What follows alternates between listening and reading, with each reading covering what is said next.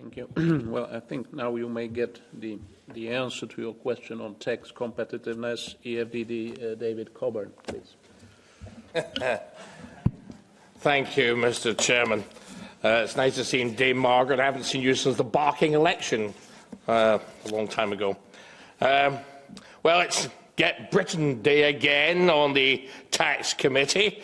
And, of course, Dame Margaret, as a rampant, old-fashioned socialist and a Eurofanatic to boot, does not represent the majority of Brits. So as the EU's resident capitalist on the Tax Committee, it is up to me to put the committee right. Britain will be more competitive, ladies and gentlemen, in taxes after Brexit than she is now. That is the whole reason we are leaving the EU, and that's whether Dame Margaret likes it or not.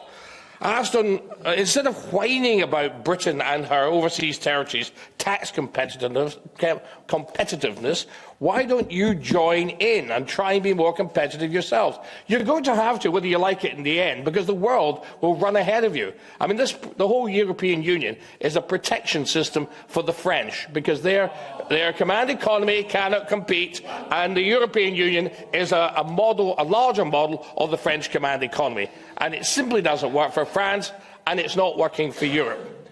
Europe is overtaxed, overgoverned, and is going bust. Italy's banks are on the brink. Deutsche Bank, the bank of Goethe, is also on the brink, sir, so you should worry about that.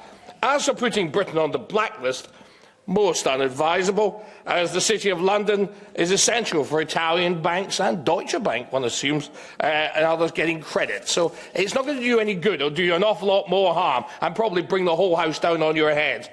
Unadvisable. The EU sells more to UK than you do to us.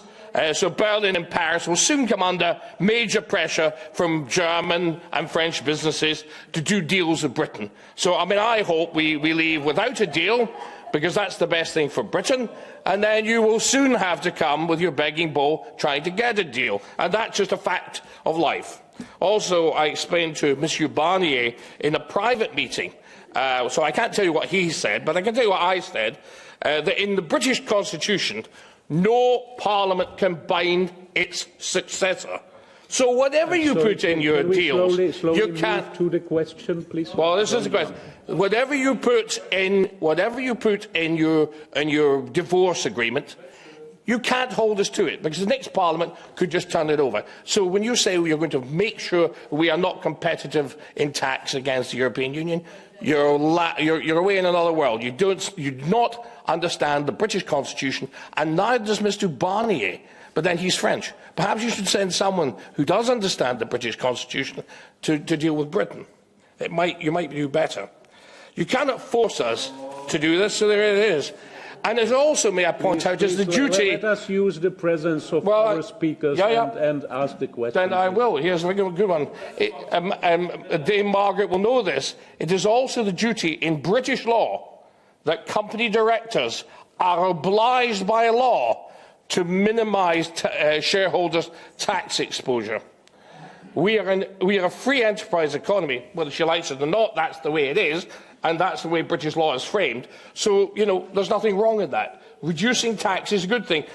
Governments waste money. Governments throw money away, and if you want to know anything about that, you should see some of the governments that Dame Margaret was part of that bankrupted Britain. So I assure you, governments are not the be-all and end-all. It is much better that people spend the money they keep in their pockets, and governments don't get to spend it on very large salaries that all you lovely ladies and gentlemen and your staff who do not pay tax or very little tax also receive. So, let's keep people's money in their pockets. Let's minimise taxes. If you want Europe to be successful, but then you don't.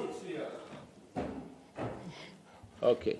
Well, thank you. If Mrs. Hodge, you well, I was consider some remarks unflattering, I'm sorry for that. We are glad you're here as an expert, and I reiterate, we invited a representative of the UK government, but they refused to come.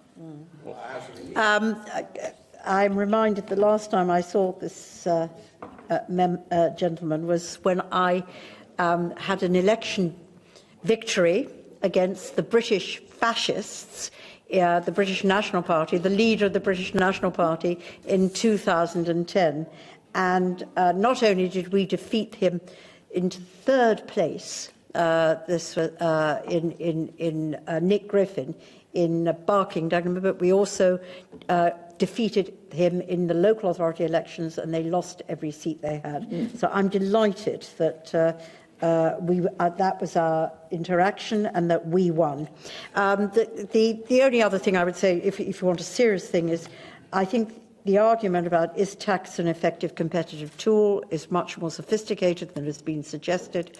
People will always want to be in a market. If it's a big market, whatever the levels of tax, people will decide to locate in a particular area because of the market, because of the language spoken, because they like to live there, because of where it is on the global time zones. There are a huge range of factors that determine where a company actually locates itself and locates its HQ, of which tax is just one component. And the only thing I would question is whether that is as strong and effective as a component as those who think the race to the bottom is the right strategy believe.